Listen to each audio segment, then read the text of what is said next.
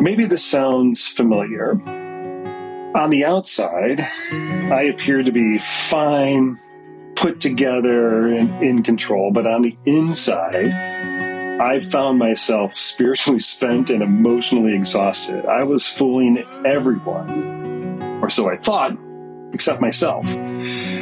Perhaps it's time for a soul dive into the deeper ends of consciousness. Welcome to the Soul Dive Podcast. I'm Chris McCann. In every episode, I will help you trigger a journey of self-discovery. In the company of our guests, we'll share with you lessons of spiritual guidance to help you on your way to a life of authentic inward joy and satisfaction. So finding your inner blocks, setting spiritual and emotional goals, and discovering your truest self are only some of the things that we'll help you with, and we're focusing on men. Let's dive right into it. How are you? Yes, I'm very well. How are you, sir? I'm well as well. It just keeps getting better and better. And then in the middle of my workday, I have this, which is amazing. So, really? Like awesome. every time I roll out of bed, something magical happens. Oh, maybe I should be talking to you then. You sound like you cracked the secret. Oh, I don't know. I just when you think you have your finger on something and you get a knowing, there's just more expansion. And so I've only had a proper card reading done once, and then sometimes we'll draw cards wherever we happen to be. But as we move into this new home over the last few months, and I have my own office, and somehow I had run across the deck, which I think is beautiful and gorgeous and all of those things. And it's like, there must be a print or a poster or two that I could find. So let me just track this guy down and see what's there. And then as I was on there, I was like, of course, there are posters for purchase and prints, etc. And it was like, oh, you do readings? I'm like, well, sure. Don't threaten me with a good time. Let's see what happens. Oh, I love that. Yeah, it's kind of like serendipity that these things often happen. Yeah. And I mean, just tell me a little bit about yourself, if you just so I get a sense of what kind of being you are, and and you said you just moved home, so we did. Yeah, no, we live in Santa Monica. 15 years ago, I was just telling a friend this story yesterday. 15 years ago, and I was in Chicago and couldn't get my head out of my bum, and sleeping on couches and drinking like a fish, and which was cute when I was in my late 20s post divorce, but when you're literally picking up cigarette butts off the street and making cigarettes and then just trying to do that. And then to now where we live, like 5 blocks from the beach, and the less I try to do, the more open everything becomes. I have 2 sons. Holden is 28. He brought our first granddaughter into the world a couple of months ago. He's married. She's stunning. She's gorgeous. Wow, amazing. Congratulations. Yeah, just beautiful. My 26-year-old is just doing what he does. And then I have a 14-year-old stepson who I've known for 3 years. He's very much like mine. My wife gave up her corporate job 5 years ago after we transferred out to Santa Monica from Chicago, and now she teaches yoga full time. I run a sales team for a content management company out of the Bay Area here in California. And I try to only work on the obligations that I have 3 to 4 hours a day and leave space for other things like going to the beach, going for walks, mushrooms. Right? Right. So I love it. I don't know. I mean, I'm at a point, or getting to a point now, where I wake up and there's less and less attachment to just about anything and all the have to do's. And what do I want to do? And where's that inner inner aspect guiding me. And yeah, I mean, if 48's been this great, I mean, I can't wait to see what 49 looks like. Well, I can tell you, I was at 49 almost 10 years ago. So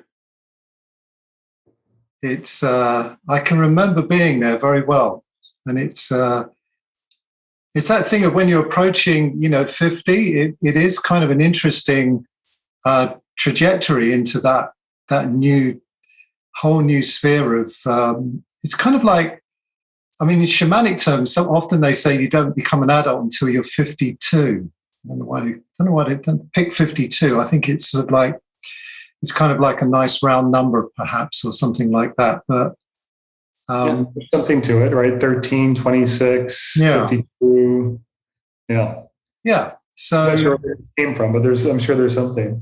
Yeah. So there's a sense of that too. Yeah. So you're kind of heading into that kind of you're joining us 50 somethings, and it's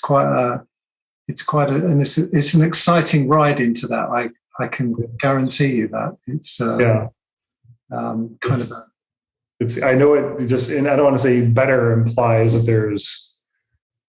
there's not enough, right? But if it just keeps expanding and I'm able to dissolve more of myself into the oneness.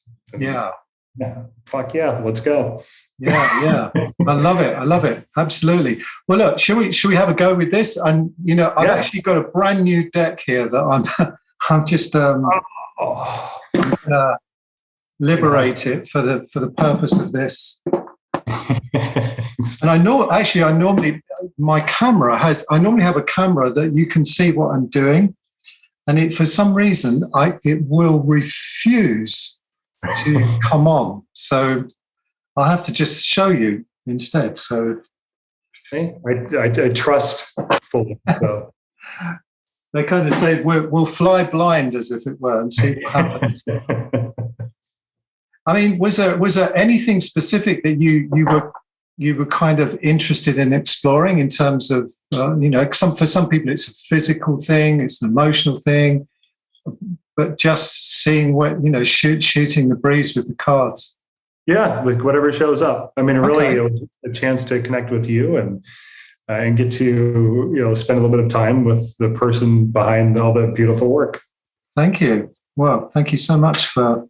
It's always amazing to connect with people. It's one of my joys in life, actually. I get to spend a lot of time creating. Maybe a bit like you. I have no obligations other than my daughter and my family. But there's this sense of every day just is kind of like a fluid exploration of creativity, basically. So it's kind of interesting to connect with someone who seems, you seem to be on a very similar path where you have your priorities and you have your ability to have time on your hands, where the most precious resource that, in Western culture, we are, often, financially abundant, but time poor. So, it's kind of an interesting thing, but yeah. It is, because the inverse, I mean, time doesn't exist and money is everywhere, right? Yeah, it kind of is, yeah. So what I thought we'd do, which is often very interesting, is kind of just do, it's like just let the cards unfold. And a lot of traditional readers, they have all these lovely shapes, which are great. But I quite like, depends who I'm dealing with, I quite like to just see what shape comes through and see where it goes. Certainly. And I kind of always start in the middle with things. And we have the Princess of Pentacles sitting in the middle. So she's kind of like, she's the female sort of counterpart to the sacred clown, the kind of the joker of but the feminine side. And it's kind of the part of you that is not interested in conforming to react to kind of the normality of things, and a willingness to kind of look at the world through different eyes, and to understand that, you know, when you challenge something, you challenge it creatively. So there's all kinds of ways we can challenge things and become a stand for something in the world. And often, you know, we're seeing it playing out, you know, quite vividly at the moment on the world stage. And, you know, I've been interested looking at kind of what's happening in the United States at the moment.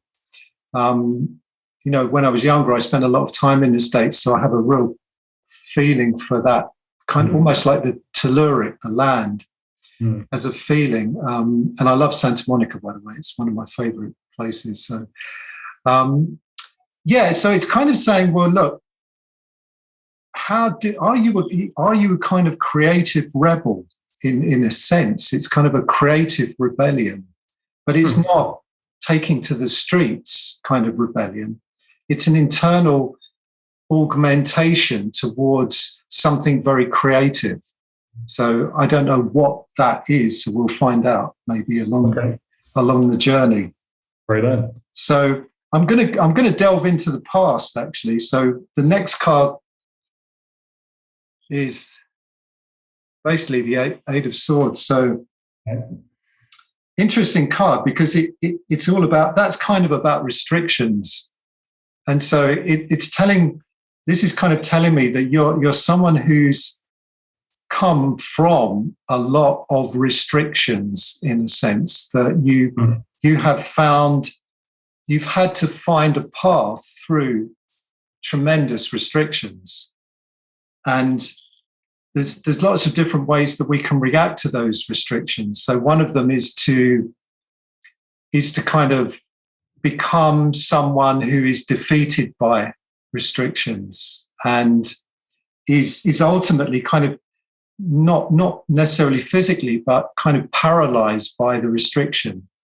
So that restriction can be all kinds of things. You know, it can be caused through addictions. It can be caused through family things, emotional things, physical, all kinds of different restrictions that we can have. So I kind of get this sense that you're someone who has come from a tremendous restriction. And because of that, you have the ability to be with a restriction and find the liberation within a restriction, which is a powerful capacity or gift. You could say that.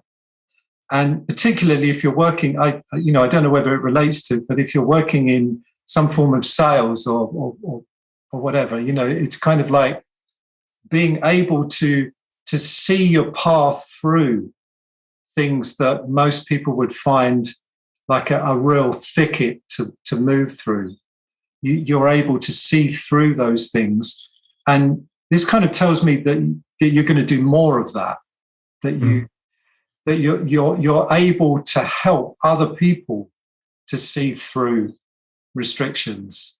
And that's something that with the first card, it's like you're going to find a way that is really creative and different to bring that to life for yourself somehow. I don't know whether that's something that you've consciously thought about or where you're heading. I don't know. So I'll feed into that a little bit. And one of the things I've been working on over the past, say, couple of weeks, things for me when I'm working on myself, like just rapid knowing progress, was in the confines of my marriage and being able to find, okay, fine. So this is a very human construct, right? With morals and ways of operating that are codified into our Western culture. And it's not about infidelity or wanting to be with anyone else. It's within this structure that I've selected and we've co-created together, can I still operate and find real freedom inside of that? Right. And that's something I'm aware of and have just kind of noodled on and through to a degree. Yeah. I mean, how just in the context of this, what is your top value? My top value? Awareness.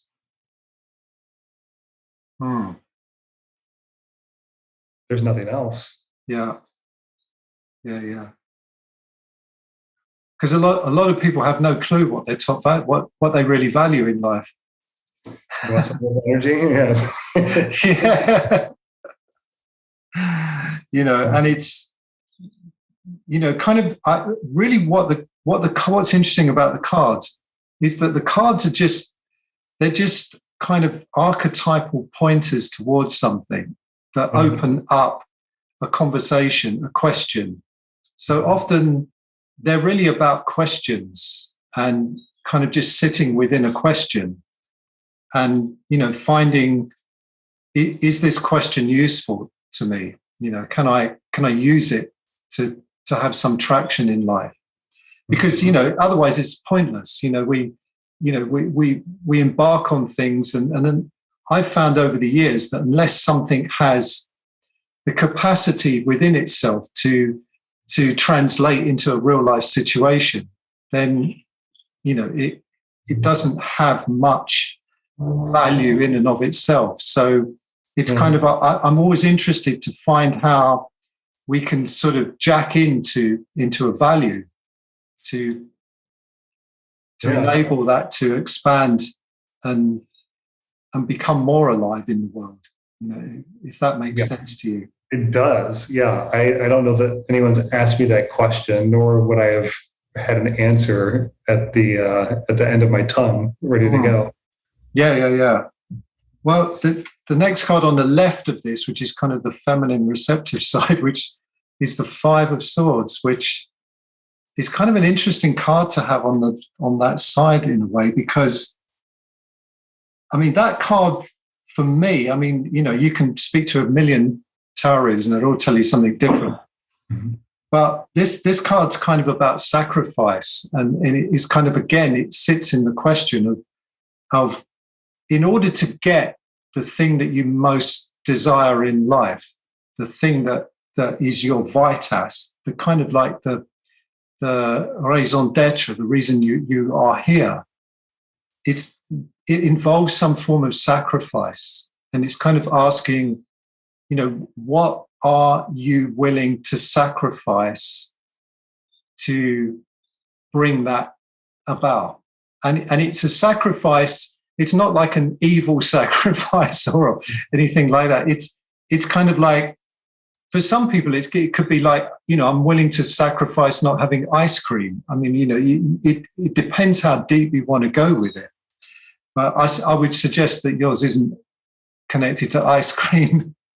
Yours is something a lot more fundamental to yourself, that there's something that you kind of need to make a choice about something at this point. And that something is something either that you're willing to stop doing or you're willing to do more of. So both of those things come under the auspice of sacrifice, because when you're willing to do more of something that's not necessarily easy or comfortable, then you step into that as an offering to life. And also the other way around, if you're willing to not do things that mean that comfort isn't the top priority. The top priority is the highest possibility.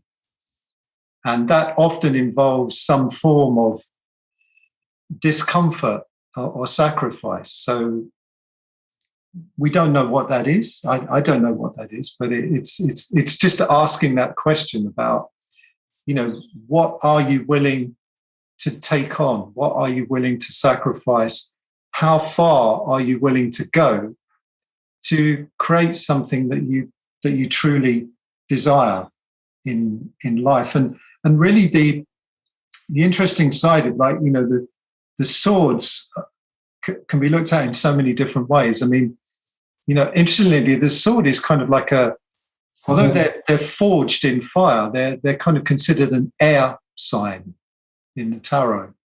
You know, and you've got basically two swords and a pentacle, where you've got two air signs and an earth sign. So it's kind of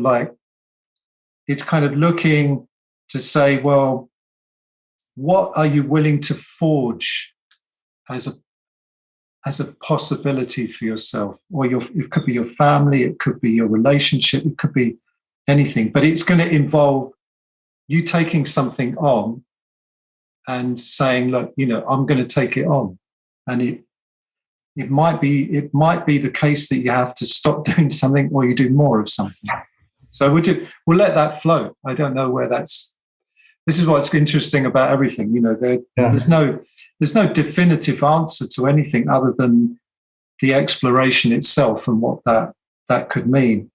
So what I've been struggling with, and this is what came to mind immediately around sacrifice. And I grew up Roman Catholic, right? So sacrifice to me was second nature. and then having rewards attached to certain behavior, which I've summarily dismissed.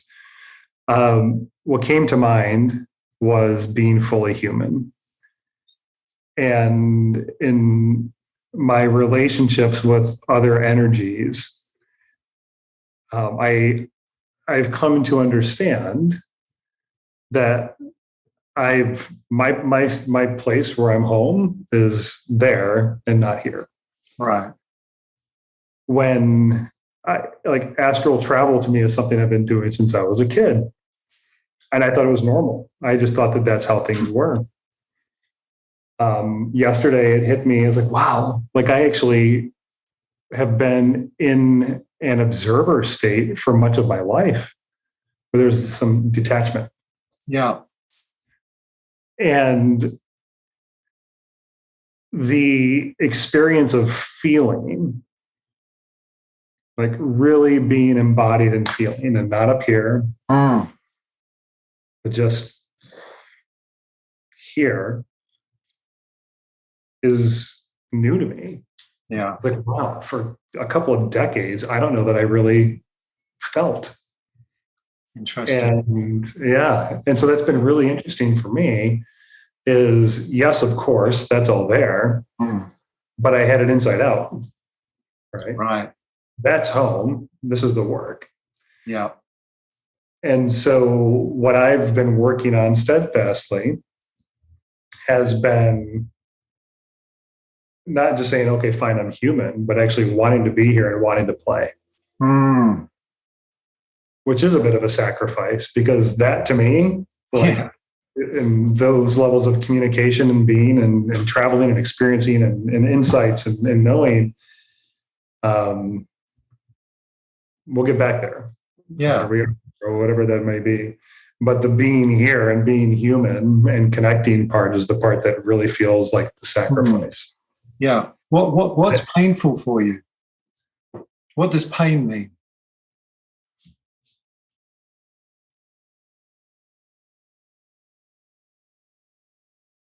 Absence of love is what came to mind.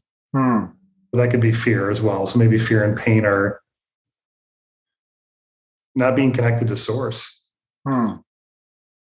Yeah. That's pain. Yeah. Is there any time you don't feel connected to that? Not of late.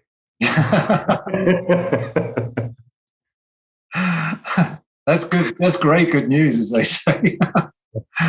Not of late. I tried to bury myself in other ways to quiet all those voices and things, but like once it's like, okay, this isn't cute anymore. I need to figure this out, and here we are.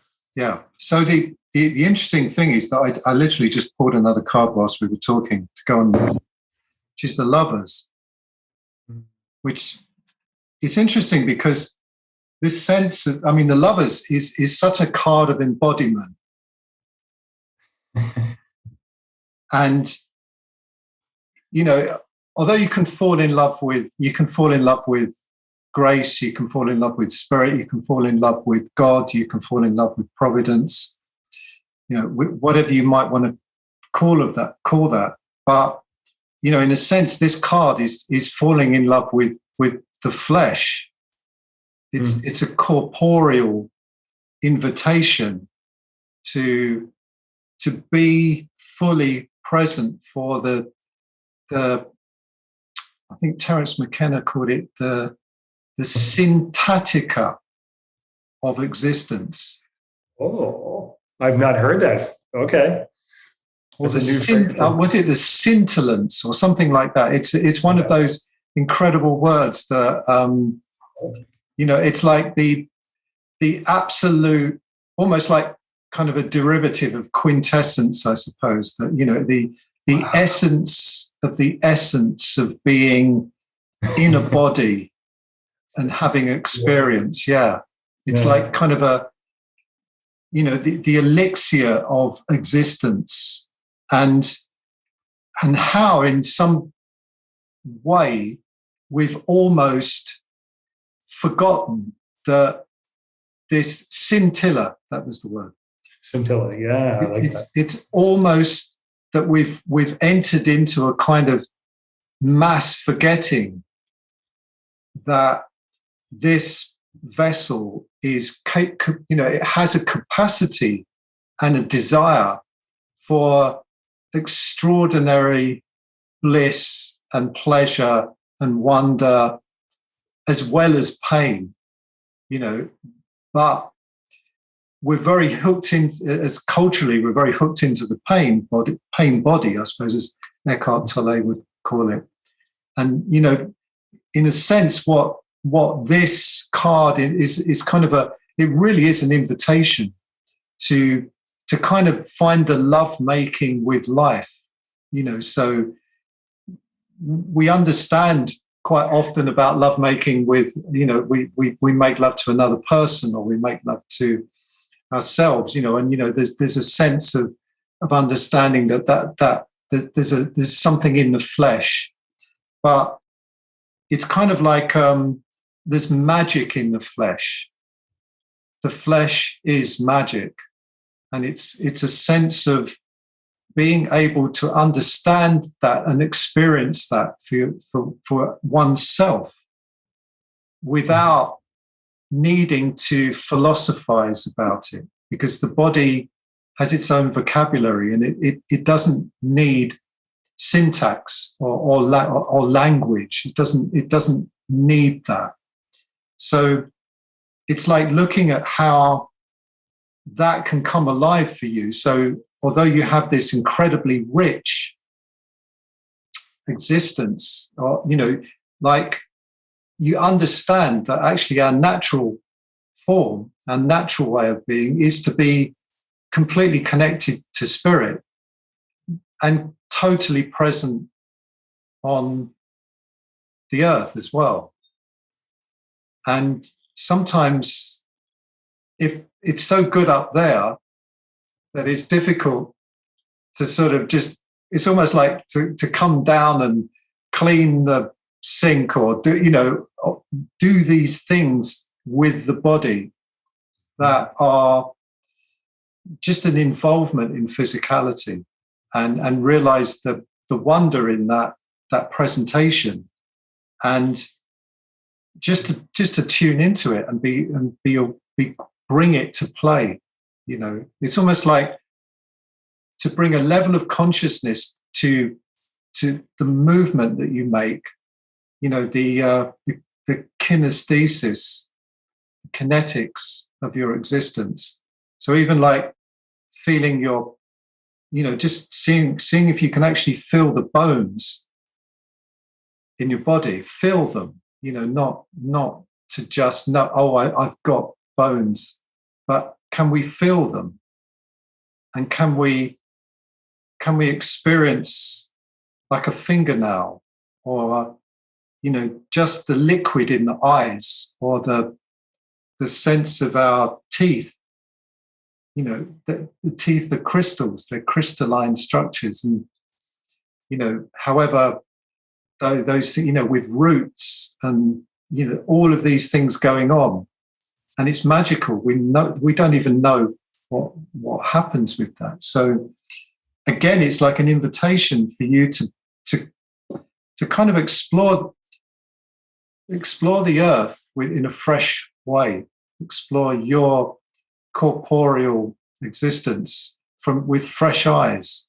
It's almost like you know, not to use kind of like a Christian analogy, it's kind of like, you know, how can you be reborn into this world, you know, with a new scope of possibility, or a new scope of exploration, adventure, you know? So it's, you know, and life's good for you. It's not like you don't have to mess anything up. Right. That's the other thing, you know, because, you know, sometimes these readings can sort of, you know, I get something from something, and it's like, I just know that they're heading for something, and it's not pleasant. There's a sense of that. But I think you're actually going the other way. You know, the other part's done. Yeah, you're heading for something that is really invigorating, I would say. And, you know, however that translates for you, I don't know, but there's kind of an invigoration there, and it's a coming to life of something physical for you. And maybe it is just that thing of, you know, looking at your highest values and saying, how is a value incorporated into my body? You know, how, you know, like radiant health is something, isn't it? It's like when we experience radiant health, it has it's such a beautiful thing. And sometimes it takes kind of the losing of that, hopefully just temporarily, to then come back to it and realize, you know, the comfort in a body, to feel comfortable in one's body, you know, on all levels. So comfortable with the sound, comfortable with the movement, the expression, you know, like I was saying, even down to the teeth in the mouth, you know, all of these things, to feel that you are absolutely welcome in life, you know, that you're totally welcome here, you know, otherwise we wouldn't be here, you know. There's right. A sense of being welcome in the world. It's set up for us to feel welcome, and somehow, you know, so often it isn't welcoming, you know, for all different reasons. But anyway, it's all really beautiful, and thanks for sharing that. It certainly tracks with where I am in this particular moment. And it's an easy interpretation would be, or at least a way that it would manifest for me before, was that I would put my dick inside of anything that walked. Yeah. Connect. No. And it was an empty experiment for a number of years. And the sense of really connecting and having experiences where, like last night I was meditating and a teacher of mine showed up. He's an 80-year-old Argentinian man. And then we locked lips in the meditation. I'm like, well, that's really interesting. And then my headphone just cut out, like, and they never do that. Wow. And I was like, oh, okay, I guess it was like an invasion or whatever. But it's just the experience and even the knowingness, if we're lucky, of you and I, and you're just a reflection of me, and vice versa. And somewhere in this space is us or I or we, and there's no identification. It just is. and whether it's through plant medicine or meditation or other forms of yoga, and to have those types of ecstatic experiences gives us a reference point, and then it helps how we walk about the world on a daily basis. So I'm not interpreting that lover's card as a permission to go out and reinstall. No, not at all. I mean, it's also, if you look very carefully at the card to the right, it's kind of the psilocybin mushroom is very much implanted I love that. Within that, so it's kind of also saying that, it may be that there's a love affair with another element that allows you to feel even deeper in love. It doesn't rule anything out. Yeah. And that love of things is that it's a kind of love that is empowering for all concerned. So it's not a love that I take this and then there's kind of like there's a vacuum from where I've taken it. It's like the fact that I'm engaged in this process, it also brings things to life. It's almost like those kind of corny things you see where, something lights a bit and all the lights come on, in these, as you're traveling down it. And it's I walk down to the beach usually every morning, and I just look at people and they'll make eye contact and smile. And it's like, bloop, there you go. It's like, wake up, wake up, wake up. Right. It's a really wonderful way to operate. And my wife does something called Free Smiles. She's running a Free Smiles movement in the UK. And, the UK is not necessarily the most smiley country. So, the British don't necessarily release their smiles, with great ease. But, just as a practice to sort of see those connections and how a simple thing like a smile can actually just radically impact on someone's daily existence. It's such a simple thing. So, it's like you become the very thing that you desire for everything. It's like it's kind of a spiritual practice, but it's not done in a way that is restricted by some codex that it's for you to decide what the rules are. And your interpretation of those is open. There's no one. Interestingly, I just plunked this at the top right. Oh, wow! This card doesn't come out very much. It's a 7 of Cups.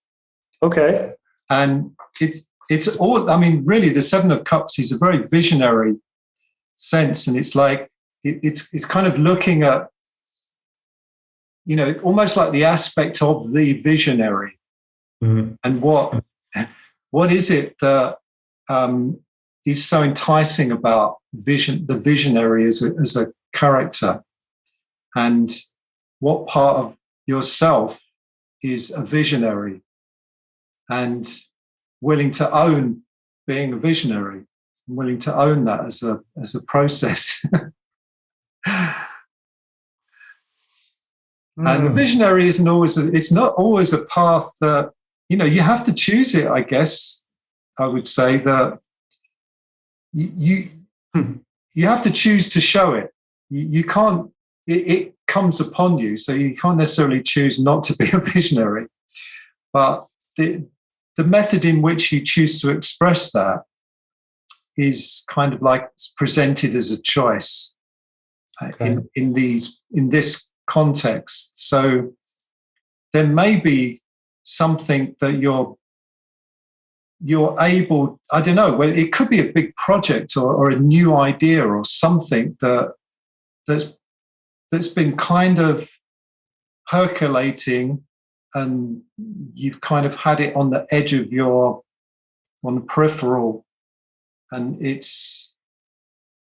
wants to happen somehow, and it's kind of connected. It's connected to the lovers as well. It's connected to that thing we've just spoken about, where just being totally involved in the process of being alive with blood flowing through your veins and all of the things that are happening on that level, so it's kind of like I don't know. I mean, I don't know whether it's a movement practice or whether it's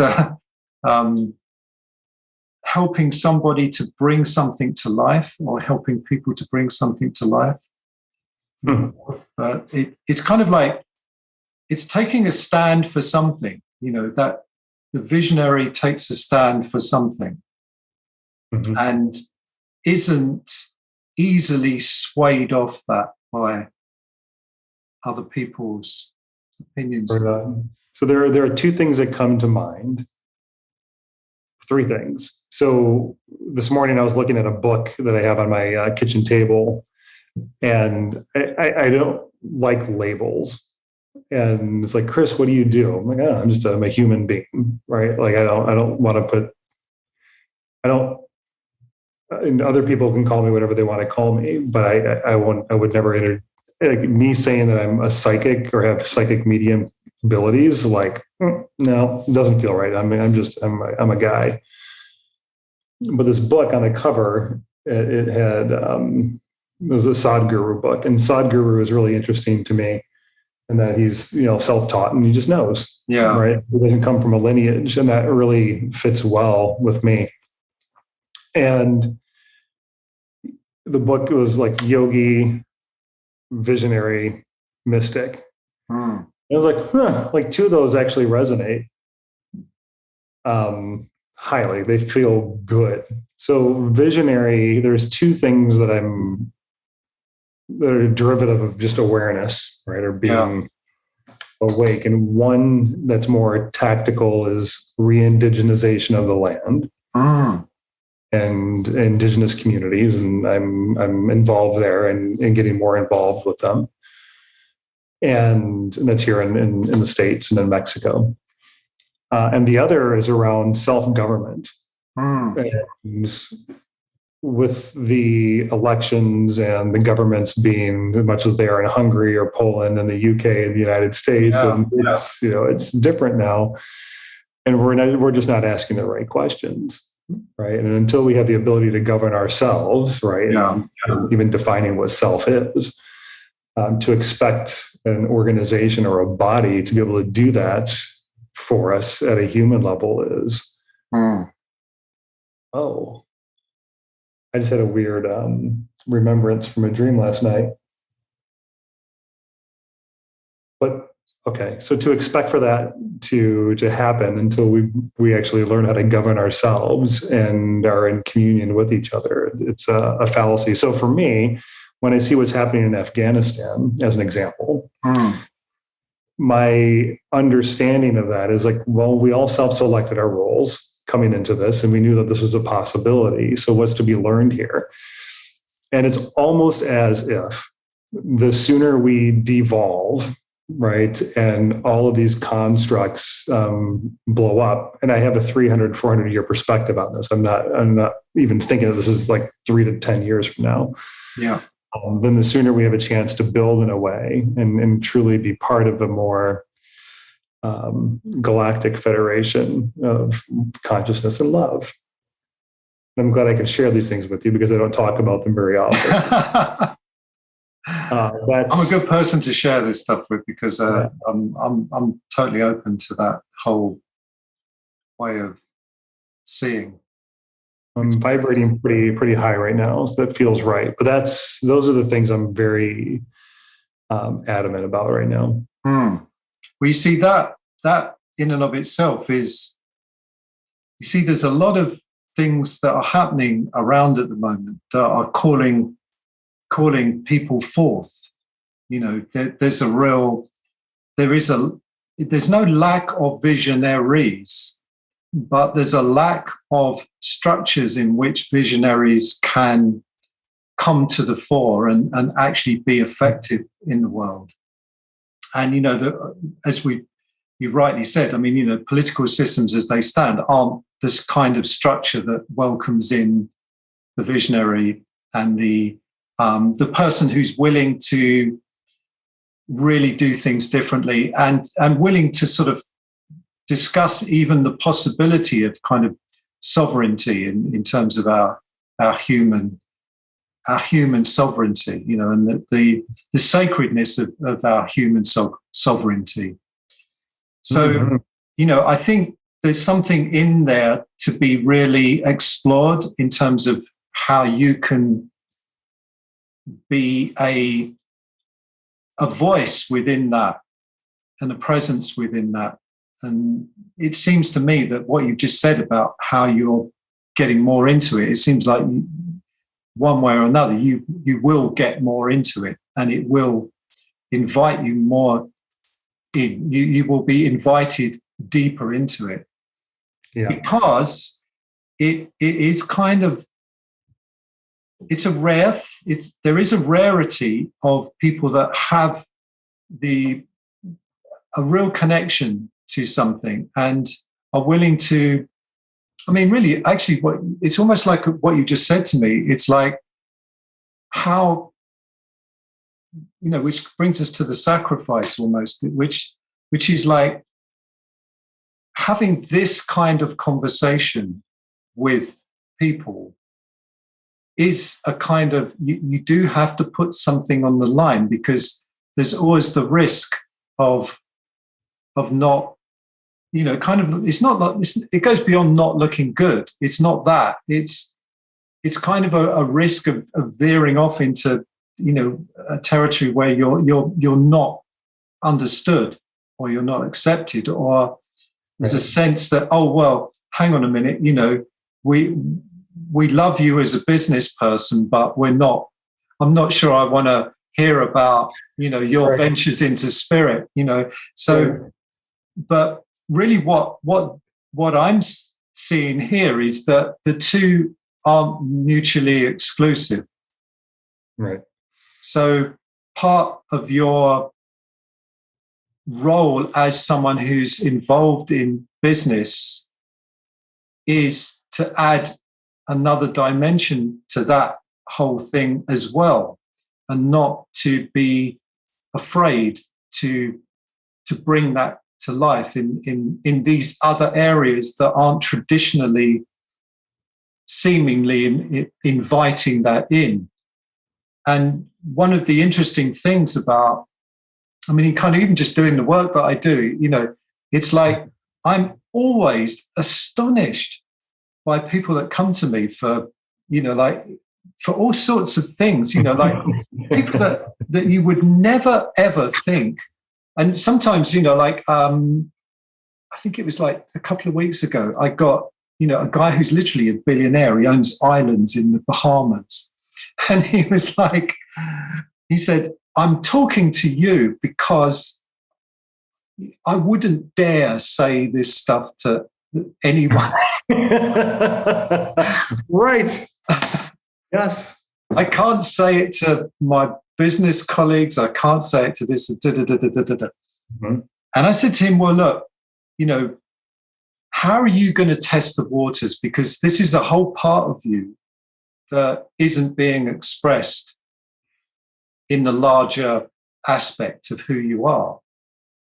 So this could be the, and I don't know how I didn't know how he could. I don't know how you can do it, but I would suggest that there's a possibility there for something like this to actually enhance that other realm.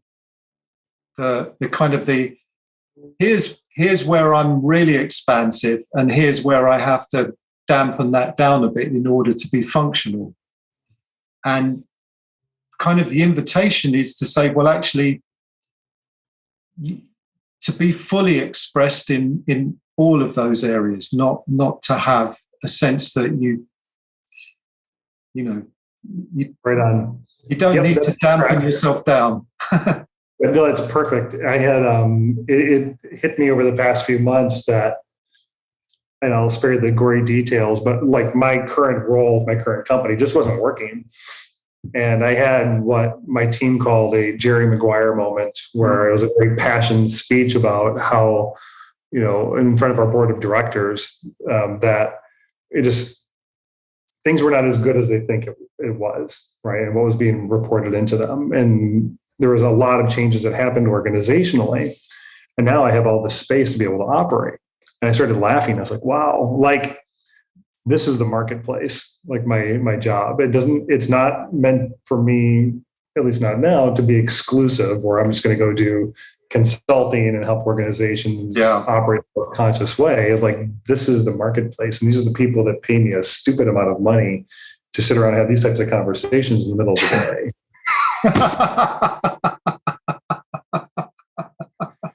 Right. But yeah, so that's very much on track with, where I've been playing the past few months. Well, I mean, I'm going to suggest you need to play with it even more, because, there's a lot of fruit in that on the tree there, if you're willing to kind of like take the risk of living within that, your fullest expression, no matter what. We're back into the box, if you will, but being able to find freedom. Exactly. And it's interesting that sort of came up, and almost like the princess is, like I said, very related to the kind of the Joker or the sacred clown, as I put it. I prefer sacred clown, because the kind of the role of the sacred clown in a sense, or that is to turn things on their head. So it's kind of like the sacred clown, or even the counterpart, the feminine counterpart, is kind of invited in purposely to turn things on their head, because traditional cultures, shamanic cultures, understood the importance of being able to look at things from upside down, and how when you're able to do that and you have someone that is willing to facilitate that, you actually see more of life. You get to understand solutions are born out of our willingness to be wrong, and our willingness to be vulnerable, and our willingness to be in the mix of a question and explore things, without limitation of angles. And, like the business world is notorious. I mean, it doesn't matter where you go, whatever country you go in, for having very limited parameters in which they allow people to explore. And what seems to be happening at the moment, just from what comes through to me, and I mean, I'm an artist, so it's easy for me to say this shit, because I've spent my whole life not complying to anyone other than the creative muse. And it's kind of almost easy for me to just live by that. And for some people, it's utterly nerve-wracking. They think, well, Jesus Christ, you don't know what's going to happen from one day to the next, and you don't know what you're going to be doing and how you're going to be creating and what you can. And for me, that just seems like such fertile and beautiful territory. Yeah, it's like, and really, I think there is a role for that within the structures that we find ourselves in. And, it's kind of like, I mean, it's become sort of almost slightly Silicon Valley now. They call it disruptors, don't they? This idea of the disruptor.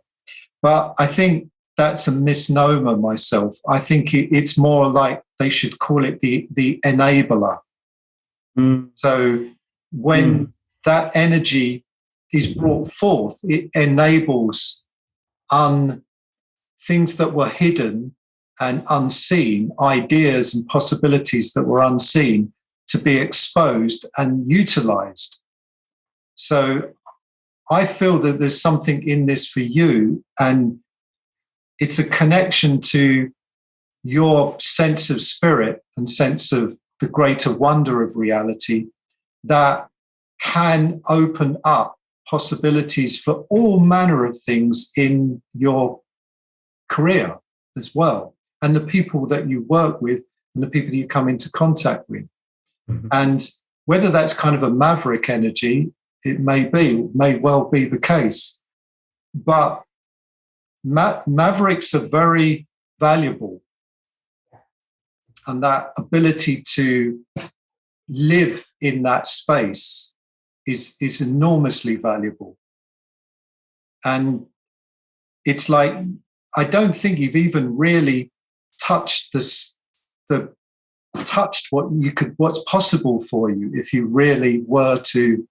No, I have not. To go into that. And if anything, it's an interesting reading because it's kind of like, I don't often get something, but it's kind of like a massive invitation. It's like, it's kind of an invitation writ large that, that's all I can say, really. It's kind of like a really powerful, potent invitation to take something like that on and explore it and see how you can flow with it. It's great. I'm not resistant to it at all. I have this company, and I have recruiters coming after me quite often. And I said yes to one recently, and it's a larger role. And it's like, yeah, but you get to be like in charge of all of it. And to me, that felt like work. I'm like, I want nothing to do with it. But with the presence of mind, and that this would be an opportunity to connect with more people and see what they're really up to. And then how do we use this as an opportunity to turn it on its head? Yeah. And so I'll put like a post about self-realization on LinkedIn and people respond to it. Right. So it's interesting. So it's like, I've had my toes in the water on some of this. Yeah. To see what comes up, but it's all on track. I have to go back to the marketplace in 5 minutes. That's okay. The marketplace continues for me. This has been beautiful.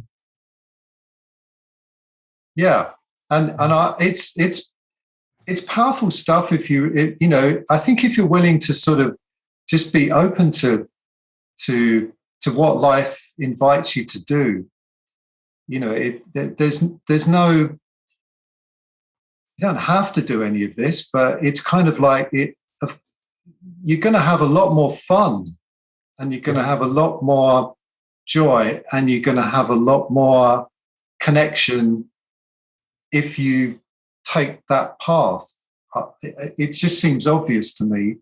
And in the roles that you're now occupying or moving into, it seems that that's a real opportunity for you to really to come out and express yourself as a really, in a vibrant way that has, like you're lighting something up, but on different levels, because you have not only do you have an expertise, but you also have a greater sense of existence too, that you have access to.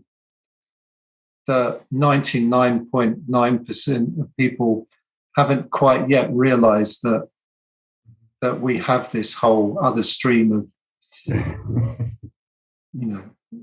it's kind of like it's hinted upon on things, but so yeah, I mean that's what's come through with this, and I hope it sort of gives you some enlivening possibility to move with.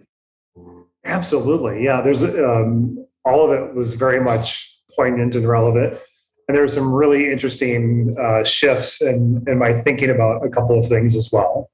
It's like, oh yeah, of course, right? So very grateful for it, and great pleasure. I am really excited to see how things happen over the next couple of weeks. Yeah, well, keep in touch. I will share those with you, of course. Please do. as well. And anytime you'd ever feel called to or want to just connect and talk about these things, you will always find a captive audience over here. Wonderful. And your work is stunning. Thank you so much. Now I just have to choose which ones I'm going to throw up on my walls in here. Well, you've almost got a hint with. I'll send you a screen grab of these. If you could, that'd be amazing. Yeah. So And I think, yes. So the Bodhisattva card was really interesting to me as I was going through these, and I was looking at the prints that you had online, and just calming down and wanting to do anything. And it's the way it showed up for me was it was right side up. I was like, and not being attached to any and all of it. But I process really quickly. Right. Okay, amazing. So I can just include that and then continue to transcend. Yeah. But helping others and being of service is 100% of what's fun for me. Yeah, I totally get that. That comes across really strong. Yeah. For sure. Cool. Yeah. Well, you're a beautiful human. Thank you so much for carving out time in the evening. I really appreciate it. No problem. I'm always happy to I love connecting with people. And like I said, I've got a very strong connection to the States. And I don't mind doing this in evenings and stuff like that, because just even kind of to beam into Santa Monica on a British evening, autumnal, fall and evening as we're moving into the fall. Oh, wow, look at that. It's beautiful. It's a privileged life that is not lost on me. Wonderful. Well. All right, my fellow traveler and brother. Likewise. Thank you so much. And like I said, keep me posted. Keep me in the mix. Absolutely. And have a wonderful rest of your day. Thank you. You too. Cheers. Ciao, ciao. I hope you had an enlightening experience and a powerful time taking a soul dive into the deep ends of consciousness and exploring what it means to be a man. If you want to work directly with me, if that calls to you, I'd love to hear from you. All you need to do is visit my website. It's www.chrismccann.co/coaching.